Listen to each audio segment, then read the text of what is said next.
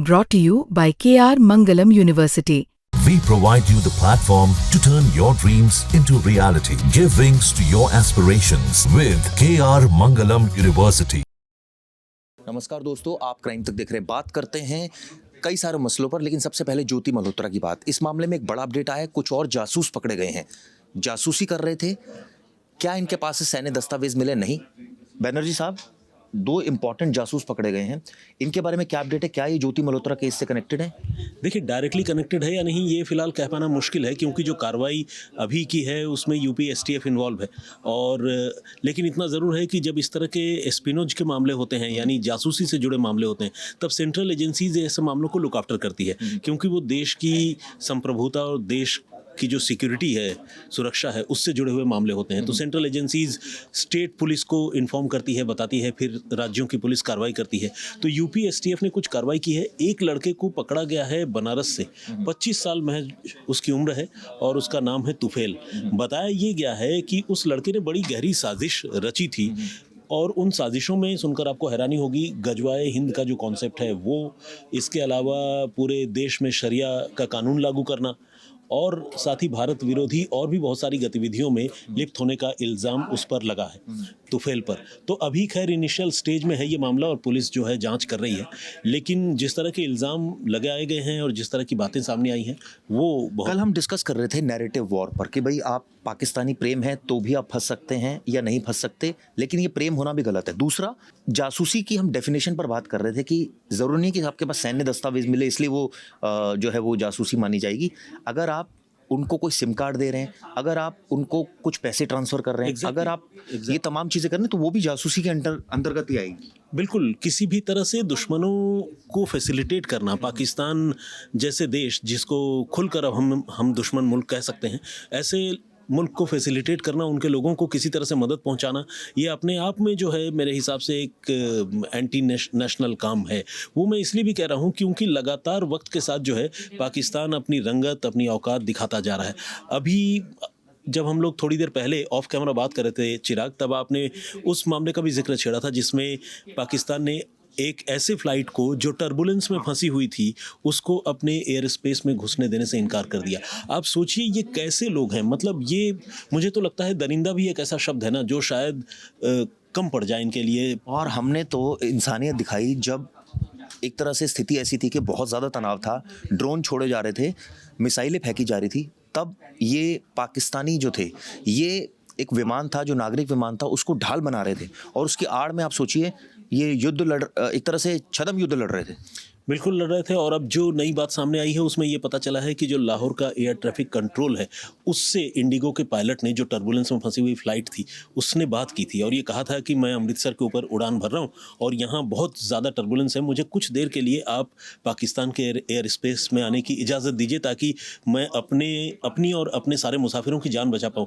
227 लोग सवार थे चिराग, और उन्होंने कहा कि नहीं, हम आपको इजाज़त नहीं दे सकते। मतलब अगर इसको क्रूड लैंग्वेज में समझें तो आप ये कह सकते हैं कि गली मोहल्ले की अगर बात होती तो उसका नतीजा ये निकलता कि जा मर, जो करना है कर, मेरे यहाँ तुम्हारे लिए कोई जगह नहीं है। सोशल मीडिया पर लोग ये भी पूछ रहे हैं क्या भारत, उल्टा अगर भारत के साथ ये सिचुएशन होती भारत क्या करता?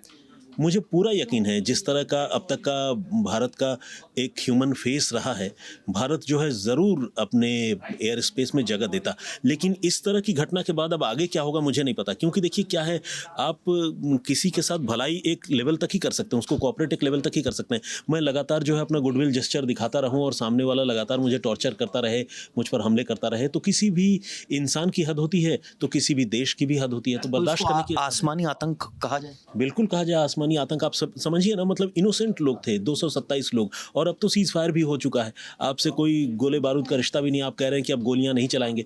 ऐसे मौके पर एक प्राकृतिक जो संकट एक हवाई जहाज के ऊपर आया हुआ है, कुदरती जिसे कहते हैं आफत, अगर ऐसे हवाई जहाज को भी आप अपने यहाँ कुछ देर के लिए हवा में देखा, उस दिन कितनी आंधी चल रही थी, वो उसका वीडियो आया सामने, और हमने देखा जब नीचे वो फ्लाइट उतरी, इमरजेंसी लैंडिंग हुई, तो उसका जो नोज था, आप सोचिए बिल्कुल वो क्रैक हो गया था। वो मतलब वो फ्लाइट एक तरह से क्रैश भी हो सकती थी। देखिए उस फ्लाइट में बहुत और से पायलट ने लोग, बड़ी समझदारी का काम इसमें कोई दो राय नहीं है। देखिए 227 लोग इंक्लूडिंग क्रू मेंबर्स उस फ्लाइट में सवार थे और उसमें तृणमूल कांग्रेस के 5 सांसद थे और उनमें जो हमारे राजदीप सर हैं, राजदीप सरदेसाई सीनियर जर्नलिस्ट, उनकी धर्मपत्नी सागरिका जी वो भी उस फ्लाइट में थी। और आप सोचिए, सागरिका जी ने अपना एक्सपीरियंस शेयर किया है। उन्होंने ये बताया है कि पूरे फ्लाइट में जितने लोग बैठे हुए थे सबको लगा कि अब ये आखिरी घड़ी है और सारे लोग दुआओं और प्रार्थनाओं में डूब गए थे। आप समझिए, जब कई 100 मीटर कोई फ्लाइट अचानक नीचे बिल्कुल सिंक होने लगती है, चली जाती है, तो कैसे इंसान की जान निकलती होगी। आप एक झूले में, ये जो मेलों में जो झूले आते हैं, आप उसमें बैठिए, जब वो झूला नीचे की तरफ जाता है ना, नीचे से जब कुर्सी या ज़मीन खिसकती हुई फील होती है तो वो एक ऐसी फील होती है जो धुक-धुकी बढ़ जाती है। अब आप सोचिए, झूला है, आप तो जानते हैं वो सेफ़ है, लेकिन एक फ़्लाइट वो 100% सेफ़ नहीं कह सकते टर्बुलेंट में फंसे हुए फ़्लाइट को। अगर वो कई 100 मीटर अचानक से झप से नीचे आ जा रहा है तो कैसी जान निकलती हुई सोचिए।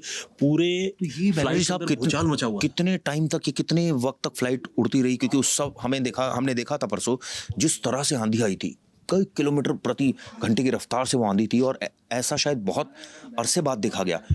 इस सिचुएशन में वो कितने वक्त तक वो फ्लाई करती है? मैं एग्जैक्ट ड्यूरेशन तो नहीं बता पाऊंगा चिराग, लेकिन आपने सही कहा, आंधी की जो स्पीड थी वो बहुत ज़्यादा थी और दिल्ली एनसीआर में वो 79 किलोमीटर पर आवर्स माना गया है। तो यहाँ तक कि लोहे के गार्डर और ग्रिल जो है वो टूट कर गिर गए। तो आप समझिए कि वो कैसी आंधी थी। ये भी कहा गया कि जो मौसम वैज्ञानिक है वो मौसम को सही तरीके से रीड करने में इस मामले में नाकाम रहे। अगर उन्होंने पहले प्रिडिक्ट किया होता तो शायद ऐसी हालत नहीं होती। ऊपर से जहाँ पर अमृतसर में ये फ्लाइट फंसी थी वहाँ पर सिर्फ तेज़ आंधी और टर्बुलेंस ही नहीं था, बल्कि वहाँ ओले बरस रहे थे और वो भी हाइट में होने की वजह से ओले जब ऊपर से चलते हैं तो नीचे आते आते हवा की वजह से पिघल जाते हैं। एक्सपर्ट ये भी कह रहे थे कि अगर मान लीजिए विंग्स में कुछ डिफेक्ट आ जाता तो बहुत दिक्कत होती। देखिए डिफेक्ट तो कहीं पर भी और ज़्यादा आता तो दिक्कत होती। नोज़ भी जो टूट गया उस फ्लाइट का, अगर वो होल और ज़्यादा बड़ा हो जाता तो कभी देखा लाइफ में ऐसा विजुअल? मैंने कभी नहीं देखा। नहीं, मैंने क्रैक्स तो देखे हैं। नहीं, वो क्रैश होने के बाद देखे हैं, लेकिन एक फ्लाइट और नीचे एकदम सेफली आ जाए और वहाँ नोज टूटा हो, मतलब एग्जैक्टली ऐसा तो याद नहीं आता, लेकिन क्रैक नोज मैंने देखे हैं फ्लाइट्स के। लेकिन ये है बहुत खतरनाक। और खैर देखिए, मैं वही कह रहा हूँ कि अभी खतरनाक पाकिस्तान की मंसूबे। एग्जैक्टली मैं आपको वही बताना चाह रहा हूँ कि जो दुर्घटना है, कुदरती चीज़ है, वो तो एक अलग चीज़ है, लेकिन जो पाकिस्तान का रवैया है कि इनह्यूमन तरीके से अपने एयर स्पेस में पब्लिक जो ट्रैफिक है, मतलब सिविलियन को ले जाने वाला जो फ्लाइट है, आप उसको भी एंट्री नहीं दे रहे हैं और वो भी इतने क्रिटिकल सिचुएशन में। तो आप समझिए कि वो कितने मतलब इनह्यूमन लोग हैं। एक किसी दर्शक ने, एक किसी यूज़र ने सोशल मीडिया में ये कमेंट किया कि पाकिस्तान से आप उम्मीद ही क्या करते हैं जो अपने नागरिकों की हिफाजत के बारे में नहीं सोचता है, चिंता नहीं करता है, तो फिर वो दूसरे की हिफाजत क्या करें। कई लोग तो ये भी कह रहे हैं, मैं पढ़ रहा था कि आपने तो झगड़ा किया तो फिर अब क्यों आपकी मदद क्यों करेगा, आप क्यों ऐसा एक्सपेक्ट कर रहे हैं? नहीं, देखिए, झगड़े में और युद्ध में भी कुछ नियम कानून होते हैं, कुछ उसूल होते हैं। आपने वो युद्ध अपराध का नाम सुना होगा, एक शब्द है। बेसिकली युद्ध भी एक लिमिट में लड़ा जाता है। अगर आप छोटे छोटे बच्चों को मारेंगे और मासूमों की जान लेंगे, बेगुनाह नागरिकों की हत्या करने की कोशिश करेंगे, तो उसे युद्ध अपराध की श्रेणी में रखा जाएगा। इसी वजह से जो है बहुत सारे देशों पर उंगलियां भी उठती हैं, आपको पता है। लेकिन इस बार जो पाकिस्तान ने किया है वो वाकई मतलब बहुत ही शर्मनाक और मेरे हिसाब से बहुत गिरी हुई हरकत है। हम बात कर रहे थे ज्योति मल्होत्रा मामले में, उसमें काफ़ी अपडेट सामने आ रहे हैं। ये जो गिरफ्तारी हुई है, इसको यानी कि अब हम इस बात से दोनों सहमत, कल तक तो नहीं थे, कल तक तो हम थोड़े से इस बात से थे कि भाई सैन्य दस्तावेज नहीं मिलना, लेकिन अब हमें थोड़ा बहुत ये लग रहा है कि कुछ ना कुछ दाल में काला शायद हो सकता है। देखिए, दाल में काला अगर नहीं होता तो इतनी गिरफ्तारियां नहीं होती। और जैसा कि हमने आपको बताया और कुछ देर पहले आप भी कह रहे थे कि दूतावास के लोगों को, पाकिस्तानी दूतावास के लोगों को, और वो सिर्फ दूतावास के लोग नहीं बल्कि पाकिस्तानी इंटेलिजेंस एजेंसी और पीआईओ के जो ऑफिसर्स हैं, उनको किसी भी तरह से मदद पहुंचाना, चाहे उनके लिए आप एक कैरियर ही क्यों ना बने, कोई मैसेंजर ही क्यों ना बने, एक चिट्ठी दूसरी जगह से अगर आप एक दूसरी जगह पहुंचा रहे हैं तो आप उनके लिए काम कर रहे हैं, आप उनके लिए मोहरे हैं। बिल्कुल। एक चीज़ और बताइए, जब ये सारा हुआ कूटनीतिक लेवल पर हमने कई डिसीजंस लिए, जिसमें डिसीजन था कि इंपोर्ट एक्सपोर्ट नहीं करेंगे पाकिस्तान से। ऐसी स्थिति में क्या आपको लगता है आने वाले वक्त में ये भी डिसीजन हो जाना चाहिए कि अब पाकिस्तान उच्चायोग को भी यहाँ से हटाया जाए? देखिए वो क्योंकि वो तो एक तरह से जासूसी का अड्डा बन गया है। वहाँ तो जो पाकिस्तानी वीज़ा लेने आता है उसको वो ड्रिल कर रहे हैं। फिर सवाल ये भी उठता है कि हम लोग क्यों उनके ट्रैप में फंस रहे हैं, क्या लालच के चक्कर में, या ऐसी कौन सी वजह है जो हम फंस रहे हैं? देखिए करोड़ों लोगों की आबादी है, ठीक है, सारे लोगों को आप 100% पाबंद नहीं कर सकते हैं, लेकिन ऐसा नहीं कि हर कोई फंस जा रहा है और हर कोई एक जैसा ऐसा नहीं है। तो कुछ लोग हर जगह ऐसे होते हैं जो या तो पैसों के लालच में आ जाते हैं, या फिर जिनकी सोच ऐसी होती है, जिनको दीन ईमान कुछ समझ नहीं आता, उनको लगता है कि ठीक है भाई जहाँ से पैसे आ रहे हैं वो काम कर लो। तो और बाकी आपने दूतावास बंद करने की जो बात कही, मेरे हिसाब से वो बिल्कुल एक्सट्रीम कंडीशन है। और अब चूंकि सीज़ फायर हो चुका है, और अगर मान लीजिए आने वाले दिनों में पाकिस्तान फिर से कोई आतंकी हमला भारत में नहीं करवाता है तो फिर चीज़ें धीरे धीरे सुधरेंगी, मुझे ये पूरा यकीन है। लेकिन वो कहते हैं ना कुत्ते की दुम वाली बात, तो अगर मान लीजिए अपनी फितरत से वो बाज नहीं आए और कल को अगर फिर से इस तरह की कोई हरकत पाकिस्तान दोहराए, कोई आतंकी भेजे और हमले करवाए, तो फिर जाहिर है फिर हालात बिगड़ेंगे। और तब दूतावास बंद होना क्या हो सकता है कि फुल ट्रम्प के सामने झुककर आपने भारत के हितों की कुर्बानी क्यों दी, राहुल गांधी का कहना है? देखिए ये तो खालिस पॉलिटिक्स है, इस पर क्या बात करना। हमारे जो विदेश मंत्री हैं उन्होंने साफ कर दिया है, जयशंकर जी ने, कि सीज़ फायर के लिए जो है वो पाकिस्तान की तरफ से कहा गया था। पाकिस्तान ने सबसे पहले अमेरिका को अप्रोच किया, अमेरिका ने भारत को अप्रोच किया, और भारत ने दो टूक शब्दों में कहा कि हम सीज़ फायर तभी करेंगे जब पाकिस्तान हमसे अप्रोच करेगा, क्योंकि आपका इसमें डायरेक्टली कोई रोल नहीं है। तो फिर जब पाकिस्तान को ये बात कन्वे किया गया तो पाकिस्तान के डीजीएमओ लेवल के ऑफिसर ने हमारे डीजीएमओ को फ़ोन किया। तो ये तो सारी चीज़ें डॉक्यूमेंटेड है, इस पर झूठ नहीं हो सकता ना। एक चीज़ का इलेक्ट्रॉनिक अलार्मिंग चीज़ तो है, एक बनर्जी भाई अलार्मिंग चीज़ है, वो है दूतावास।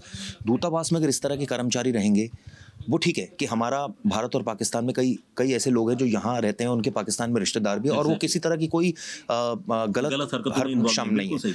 तो ऐसे में अगर दूतावास में लोग रहेंगे तो वो तो फिर कल को हो सकता है इस तरह का काम करें। चिराग, ऐसी चीज़ें पहले भी होती रही हैं और दूतावास में सीक्रेट एजेंट्स होते हैं, लेकिन मैं बता इग्नोर करना ही ठीक है। नहीं, इग्नोर करना ठीक नहीं है, बंद करना ठीक जब आपको नहीं बंद करना, तो मैं बता रहा हूँ ना कि वो एक्सट्रीम स्टेप है। बाकी ऐसे लोगों को पहचान कर उनको वापस भेज देना ये एक तरीका है, क्योंकि कल भी हम बात कर रहे थे कि डिप्लोमेटिक, आपका कहना है पूरी एजेंसी एक लग जाए सिर्फ पाकिस्तानी दूतावास की चेक करने के लिए उनके नागरिकों के पीछे? नहीं, एजेंसी तो लगी हुई है, मतलब जो पूरे कई डेडिकेटेड ऑफिसर लग जाए, पूरी एक फोर्स बन जाए।